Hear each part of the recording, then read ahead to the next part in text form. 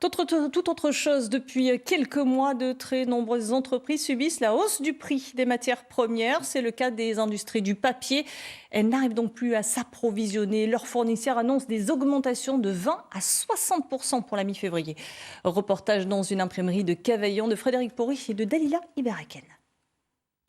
Les presses tournent à plein régime, mais pour encore combien de temps ? Pour Isabelle et Stéphane, la gestion du stock de papier et de craft certifié écolabel devient un véritable casse-tête.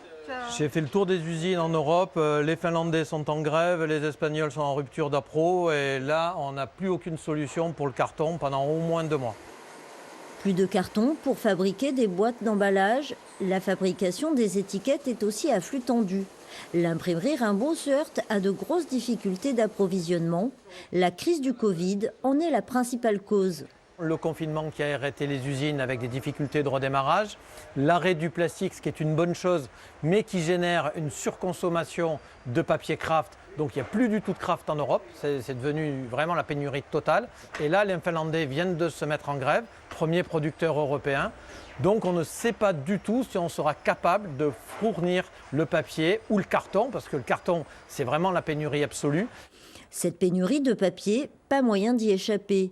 Comme tous les imprimeurs de France, Stéphane et Isabelle n'arrivent même plus à passer leurs commandes. Il n'y a rien, c'est toujours voilà, un là, réassort, on a peut-être, celui-là, il y a un stock limité, il faudrait voir combien il en reste. On peut peut-être attraper quelque chose là.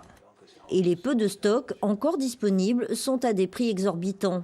Là, j'essaye de trouver du papier justement et il est passé à 1245 € tonne. Donc, et on nous annonce encore pour le 14 février, merci la Saint-Valentin, une hausse entre 20 et 60%. Donc c'est éminemment compliqué parce qu'on ne peut pas répercuter les hausses spontanément sur tous nos clients. Cette difficulté d'approvisionnement, jamais l'imprimerie Rimbaud ne l'a connue. L'entreprise familiale existe depuis 1934 à Cavaillon. 10 jours que les poubelles s'entassent, le conflit entre éboueurs et la métropole d'Aix